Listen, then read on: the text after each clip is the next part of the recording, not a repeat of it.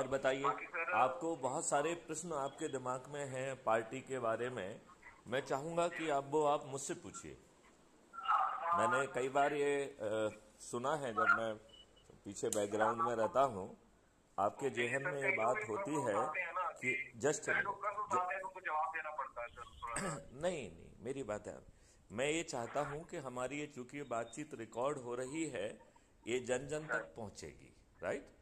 तो ये आपका प्रश्न बहुत उचित है कि आप पार्टी के बारे में जो आप पूछना चाहते हैं वो निश्चित रूप से पूछें, क्योंकि उसमें कुछ भी गलत नहीं है, ठीक है ना? क्योंकि ये सामान्य जिज्ञासा का विषय हो सकता है, लिहाजा ये बात आपके देहन में यदि कोई बात आई है तो वो कोई गलत नहीं है।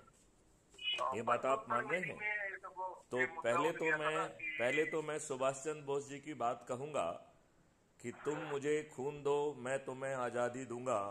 मैथिली शरण गुप्त और अपराध मुक्त भारत मिशन कह रहा है कि तुम मात्र अपने संकल्प को पूरा करो, सदस्य के संकल्प को पूरा करो, जिसके तहत आपको 90 लोगों को जोड़ना है, जिसके तहत आपको अपनी छत पर जाना है और छत पर जाकर जो भी चंद्रगुप्त घोषित होगा उसके नाम पर थाली बजाकर दीपक जलाकर के सरल क्रमांक कितना, नाम, चुनाव चिन्ह ये, मेरा चंद्रगुप्त है, इसे मैं विजयी बनाऊंगा। और 13 मई 2023 को पोलिंग बूथ पर जाकर अपने इस चंद्रगुप्त के नाम के सामने का बटन दबाकर उसे विजयी बनाऊंगा। ये बहुत जरूरी है। यहाँ ना किसी का खून लग रहा है, ना 5 पैसे खर्च हो रहे हैं, और जो लोग जुड़ेंगे ताज भी उनके सिर पर होगा। होगा कि नहीं होगा? जी जी जी सर बिल्कुल। अभी जो है बाकी उसमें ये मालूम नहीं है कि ताज किसके सिर पे होगा। पॉलिटिकल पार्टी पहुंच रही है, वो अपना कह रही है, अपने कैंडिडेट को जो है ना कि इसको वोट दो तो मैं आपको ये फ्री भी बांट दूंगा। अरे फ्री भी क्यों चाहिए? समृद्धि क्यों नहीं चाहिए? अपराध मुक्त भारत क्यों नहीं चाहिए? भ्रष्टाचार मुक्त भारत क्यों नहीं चाहिए? टैक्स फ्री भारत क्यों नहीं चाहिए? गुलामों के जो नियम कानून अंग्रेजों से इन दुष्ट राजनेताओं ने थोपे हैं हमारे ऊपर, उनको क्यों नहीं बदलना चाहिए? जो प्रशासनिक व्यवस्था अंग्रेजों ने बनाई थी, जो कि बादशाही थी, उसे बदलकर पारदर्शी, अकाउंटेबल और संवेदनशील व्यवस्था क्यों नहीं चाहिए? आप बताइए, चाहिए कि नहीं चाहिए? बिल्कुल चाहिए सर। तो फिर वो व्यवस्था मिले, और यदि वो विलंब से निर्णय ले या गलत निर्णय ले तो उसे क्षतिपूर्ति का प्रावधान हो। बताइए, पूरा सिनारियो बदल जाएगा कि नहीं बदल जाएगा? बिल्कुल सर। आप ये बताइए, इस काम के लिए क्या आपके जेब के 5 पैसे खर्च हो रहे हैं? नहीं नहीं। नहीं हो रहे हैं। क्या आप जो है किसी आम सभा को ले रहे हैं, अपनी होर्डिंग लगा रहे हैं? क्या जो है आपको पेपर में अपना कुछ छपवाना पड़ रहा है? क्या टेलीविजन पे आने की जरूरत है? क्या किसी सर्वे में आने की जरूरत है? और सभी पार्टियों के सभी राजनेता पराजित हो जाएंगे। मैं पुनः अपने देशवासियों को संदेश देना चाहूंगा कि तुम जो है क्राइम फ्री भारत के सदस्य के जो संकल्प हैं, जो 3 संकल्प हैं, उन संकल्प को पूरा करो। मैं तुम्हें परिवर्तित भारत दूंगा। यह मेरा संकल्प भी है, शंखनाद भी है और आश्वासन भी है। एक बार मैं फिर से दोहराना चाहूंगा कि जो सदस्य है उसके 3 संकल्प हैं। पहला, हम अपने ही नेटवर्क के, जिसमें अपने घर के लोग, अपने परिवार के लोग, अपने दोस्त, अपने पड़ोसी, अपने रिश्तेदार, अपने सर्कल से जुड़े हुए लोग, आसपास के युवा और विद्यार्थी, आसपास के वरिष्ठ नागरिक और समाज सेवी संगठनों से जुड़े लोगों को कुल मिला के 90 लोगों को जोड़ना है। संकल्प के दूसरे संकल्प के तहत हमें crime free Bharat YouTube channel को सब्सक्राइब करके एक वीडियो जरूर प्रतिदिन देखना है, जिससे कि हमारी ऊर्जा का स्तर दिन प्रतिदिन बढ़े। तीसरा जो है संकल्प है कि जब प्रतियोगिता के आधार पर जो व्यक्ति सबसे अधिक लोगों को जोड़ते हुए जो 224 लोगों की लिस्ट जारी होगी, जो कि कर्नाटका के लिए 18 तारीख की रात को जारी होगी। 19 और 20 तारीख का उनका इलेक्शन ऑफिस के सामने उनका नामांकन जो है ना पेश किया जाएगा और वो विधिवत कैंडिडेट होंगे क्राइम फ्री भारत मिशन के। हम जो है 18 तारीख से 10 मई के बीच में लगातार मेहनत करेंगे, जन जन तक पहुंचेंगे, संगोष्ठियां करेंगे और यहाँ पे अपने लिए वोट नहीं मांगना है। यहाँ कोई कैंडिडेट अपने लिए वोट नहीं मांगेगा। सभी लोग जो है अपराध मुक्त भारत मिशन से जोड़ने की कवायद में लगे रहेंगे। जो सदस्यी सोच रखते हैं पर्दे के पीछे वाले, वो सदस्यी भूमिका के तहत जुड़ें और अपने संकल्प को पूरा करें, और जो चंद्रगुप्त के रूप में जुड़ना चाहते हैं वो चंद्रगुप्ती संकल्प के साथ जुड़ें। 10 मई को जो लिस्ट जारी होगी, 10 मई की जो लिस्ट जारी होगी उसमें फाइनल जो है जो 25 लोग होंगे, जिसमें से पहला मुख्यमंत्री बनेगा, 2 जो है डिप्टी चीफ मिनिस्टर बनेंगे और बचे हुए लोग मिनिस्टर बनेंगे। यहाँ पर मैं यह भी स्पष्ट करना चाहता हूँ कि यदि नामांकन के दौरान जिन लोगों ने नामांकन नहीं भर पाया है, यदि वो शुरू के 25 लोग में नए लोग आते हैं तो पूरा मंत्रिमंडल जो है वो 25 लोगों के जो कि जिनका नामांकन भी नहीं भरा है, जो कि जीते भी नहीं हैं, उनको जो है ना शपथ दिलाई जाएगी। और जो प्रावधान है कि 6 महीने के अंदर उन्हें पुनः जो है विधानसभा में अपनी सदस्यता स्थापित करना होगी।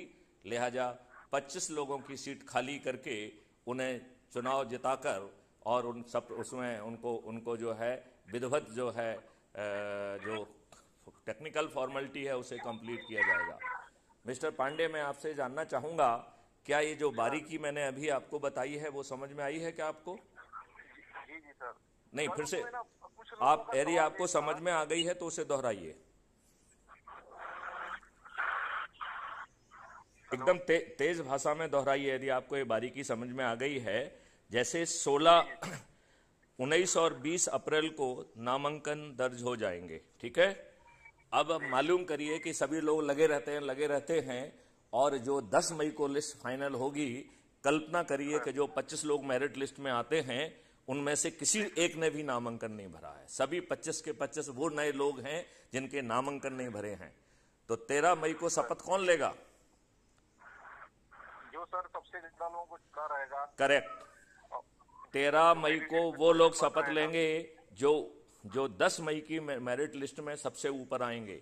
यहां मैं यह स्पष्ट करना चाहता हूं कि यदि जो है विधायक जो है सभी के सब जो है विधायकों के नामांकन नहीं भरे हैं, तो भी जो कानून में प्रावधान है, कानून में एक प्रावधान है कि 6 महीने के अंदर आप विधानसभा के सदस्य बन सकते हैं। तो जो लोग संकल्प जो कि शपथ लेंगे, ये 25 वो लोग होंगे जिन्होंने नामांकन नहीं भरा होगा। मुख्यमंत्री, उप मुख्यमंत्री वो बनेंगे। ये इस काम के लिए किया गया है कि जिससे हमारे जो लोगों को नामांकन प्राप्त करने में सफल होते हैं 18 अप्रैल की मेरिट लिस्ट के आधार पर, वो सोए नहीं, वो लगातार मेहनत करके लोगों को जोड़ें, अन्यथा ताज किसी दूसरे के सिर पे चला जाएगा। ये बात आपको समझ में आ रही है? बिल्कुल सर। यदि जिनका नामांकन भरा है, यदि वो चाहते हैं कि ताज उन्हीं के सिर पे बने, तो उन्हें दिन रात मेहनत करके अपनी मेरिट लिस्ट में अपना स्थान बढ़ाना पड़ेगा, इम्प्रूव करना पड़ेगा। अन्यथा वो विधायक तो बन जाएंगे 224 लोग, लेकिन जो है ताज जो है उन 25 लोगों के सिर पे चला जाएगा जो 10 मई तक मेहनत करके अपने आप को फर्स्ट 125 में ले आएंगे। 1 से 25 के बीच में आएंगे, वही शपथ लेंगे। और क्राइम फ्री भारत मिशन ये फिर निर्णय लेगा कि कौन सी 25 सीट को खाली करना है। वो 25 सीट खाली करके इन लोगों को जो है सप्लीमेंट्री या जो भी होता है उपचुनाव में इनको जिता के जो है जो कानूनी फॉर्मेलिटी है वो पूरी कर ली जाएगी। इसके पीछे जो मेरा लक्ष्य है वो मैं स्पष्ट करना चाहूँगा। वो लक्ष्य जो है बड़ा साधारण है कि जो लोग 18 अप्रैल की मेहनत के आधार पर नामांकन प्राप्त करने में, मेरिट लिस्ट में आने में अपना जो है ना सफल होते हैं, उन्हें दिन रात मेहनत करना है, अन्यथा वो विधायक तो बन जाएंगे लेकिन ताज किसी दूसरे के हाथ में होगा। तो मैं ऐसे अपने सभी साथियों को आग्रह करना चाहता हूं कि ताज आपके सिर पर ही हो, लिहाजा संगोष्ठी संगोष्ठी संगोष्ठी, और आपको किसी को ये नहीं कहना है कि मुझे वोट दीजिए, आपको यही कहना है कि क्राइम फ्री भारत मिशन से सदस्य संकल्प के साथ या चंद्रगुप्ती संकल्प के साथ जुड़िए। हमारा कोई भी सदस्य अपने लिए वोट नहीं मांगेगा, क्योंकि आपके लिए वोट महत्वपूर्ण है ही नहीं, और ना ही पार्टी के लिए वोट मांगेगा। इतनी बात क्या समझ में आ गई है? अब आपका जो मूल प्रश्न था कि हमारी पार्टी का नाम क्या है, तो पार्टी का नाम हमेशा हर समय गोपनीय रखा जाएगा। पार्टी के नामांकन पार्टी के नाम से होगा, चुनाव चिन्ह भी पार्टी का होगा, लेकिन उसका नाम कभी नहीं लिया जाएगा। क्यों? क्योंकि जब आप जो है 224 में आके नामांकन हो जाएगा तो हमें सिर्फ इतना ही कहने की जरूरत है कि सरल क्रमांक फराने पर जो मिस्टर करुणापति पांडे जी हैं वो हमारे चंद्रगुप्त हैं, हमारा चुनाव चिन्ह जो भी है चक्की, वो जो है हमारा चुनाव चिन्ह है, और हम अपने करुणापति त्रिपाठी चुनाव चिन्ह फलाना को बटन दबा के 10 मई को वोट देकर विजयी बनाएंगे। अब बताइए इसमें पार्टी के नाम की क्या जरूरत है क्या? नहीं, पार्टी के नाम की जरूरत है क्या? नहीं सर, नहीं है। और ये हमको एक और लैटिट्यूड देता है, यदि कहीं पर हमें कुछ ऐसी पॉलिटिकल पार्टी आती हैं जो कहती हैं कि साहब हम भी तैयार हैं, राइट, और हमें ये समझ में आता है कि वहाँ उन राज्यों में उनका ऑलरेडी बेस है, तो हम उसका फायदा उठा के यदि उनके चुनाव चिन्ह पर भी हमें जरूरत पड़ेगी तो चुनाव चिन्ह हमारे लिए महत्वपूर्ण रह गया है क्या? नहीं सर, नहीं रह गया है। तो हमारे लिए क्या महत्वपूर्ण रह गया है कि उसने मेरिट लिस्ट में जोड़कर सदस्य या चंद्रगुप्त के रूप में लोगों को संकल्पित किया और ये सुनिश्चित किया कि जिन लोगों को जोड़ा है वह अपने संकल्प को पूरा करें। यदि हमारे इस अनुरोध को, इस आग्रह को, इस परामर्श को मान्य किया जाता है तो मैं अपने भारतवर्ष को ये बताना चाहता हूं कि 2024 में किसी भी राजनीतिक पार्टी का कोई भी राजनेता विजयी नहीं होगा। हमारे अदृश्य चंद्रगुप्त न केवल विजयी होंगे बल्कि चाणक्य की फौज के माध्यम से नियम, कानून और व्यवस्था को बदलते हुए सभी 21 लक्षों को जमीन पर उतार देंगे। क्योंकि प्रॉब्लम जो है नियत की है। हमारे राजनेताओं ने अब तक हमको मूर्ख बनाया है। यह दुष्टता है कि उन्होंने हमारे ऊपर, अंग्रेजों ने जो नियम जानबूझकर भारतीयों को ह्यूमिलिएट करने के लिए बनाए थे, जो जानबूझकर भारतीयों को हीन भावना के लिए बनाए थे, जो जानबूझकर भारतीयों को अपमानित करने के लिए बनाए थे, जो जानबूझकर लोगों को जो है प्रक्रिया में फंसा के रखकर उनकी कमर तोड़ने के लिए बनाए गए थे, ऐसे नियम, कानून इन दुष्ट राजनेताओं ने हमारे ऊपर थोप के रखे हैं। मैं यहाँ पे ये बात दोहराना चाहता हूँ कि यह इतने दुष्ट लोग हैं कि चंद अंग्रेजों ने जिन नियम, कानून और व्यवस्था के तहत हमको इतने वर्षों तक गुलाम बना के रखा, और जहाँ पर इनके खुद ही जो है लॉर्ड मैकाले ने ब्रिटिश पार्लियामेंट में 1780 पेज की रिपोर्ट में ये बात कही थी कि हमने पिछले 3 वर्षों में भारत के हर कोने कोने को घूमा और भारत में मुझे एक भी भिखारी और गरीब आदमी नहीं मिला। ये बात 2 फरवरी 1835 में ब्रिटिश पार्लियामेंट के अंदर पेश की गई रिपोर्ट में कही गई। फिर ये सोचने का विषय है कि अंग्रेजों ने ऐसी क्या लुटाई की कि हमारे लोग कई भुखमरियों के शिकार हुए और बड़ी संख्या में लोगों की जान गई। हमें ये बात समझना ही होगी कि हमारे दुष्ट राजनेताओं ने वही व्यवस्था, वही कंडक्ट रूल आज भी हमारे ऊपर थोप के रखे हैं। ये दुष्ट राजनेता स्वयं अपराधी चरित्र के लोग हैं, बाहुबली हैं, दल बदलू हैं, अच्छे लोगों को टिकट नहीं देते हैं। अब इनके पाप का घड़ा भर गया है। आओ साथियों, अपराध मुक्त भारत मिशन से जुड़िए और हम अपने देश को बिना 5 पैसे खर्च किए इन सभी राजनेताओं को हरा सकेंगे, जिसके लिए ना हमें पेपर में एडवर्टाइजमेंट देना होगा, ना हमें जो है ना किसी टीवी चैनल पे आना होगा, ना ही हमें कोई अपनी होर्डिंग लगाना होगी। हम सिर्फ जुड़कर, हमारा संवाद का अपना तरीका रहेगा, हम बड़ी आसानी से इन सभी दुष्ट राजनेताओं को हराते हुए एक नई व्यवस्था को जो है ना स्थापित कर पाएंगे। अब पांडे जी, मैं आपसे चाहूंगा कि जिन बिंदुओं पर भी आपको थोड़ा सा भी भ्रम हो रहा है वो जरूर पूछें, क्योंकि ये जो भ्रम आपके दिमाग में हो रहा होगा वो शायद प्रश्न किसी अन्य के दिमाग में भी हों। लिहाजा आपके माध्यम से मैं उन सभी प्रश्नों के जवाब देना चाहूंगा। नहीं सर, बाकी तो आपने क्लियर कर दिया सर। ऊपर तो रात की मीटिंग में ना एक कोई आया था, तो हमको उनको जवाब तो मैंने दे दिया था। वो पूछ रहे थे। नहीं, जवाब नहीं देना है, जवाब में पूरी स्पष्टता होना चाहिए। हमने जो मॉडल बनाया है उसमें राजनीतिक पार्टी का कोई महत्व ही नहीं है। हम राजनीतिक पार्टी की कोडल फॉर्मेलिटी के लिए जो है बात है उसका उपयोग कर रहे हैं और चुनाव चिन्ह भी जो है उसी का यूज कर रहे हैं।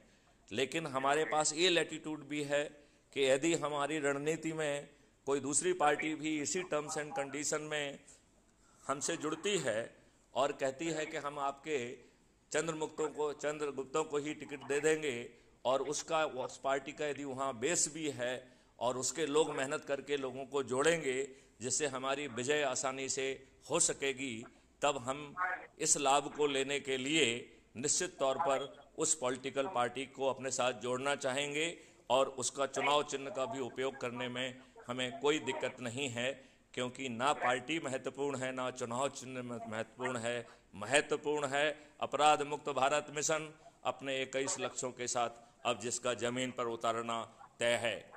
एक बार फिर से मैथिली शरण गुप्त संकल्प लेते हैं और ये घोषणा करते हैं कि 2024 में सभी राजनीतिक पार्टियों के सभी राजनेता पराजित होकर एक नई व्यवस्था स्थापित होगी। और ये भविष्यवाणी मैथिली शरण गुप्त की नहीं है, यह जो है भविष्यवाणी जय गुरुदेव की है। अब ऐसी कोई शक्ति नहीं है कि जय गुरुदेव जी की यह भविष्यवाणी जमीन पर ना उतरे। लिहाजा यह संकल्प 2024 में जमीन पर फलीभूत होगा ही। अब आप और प्रश्न पूछिए, जो भी प्रश्न पूछें आप अपने जेहन में ये मत सोचिए कि मैं कैसे पूछूं,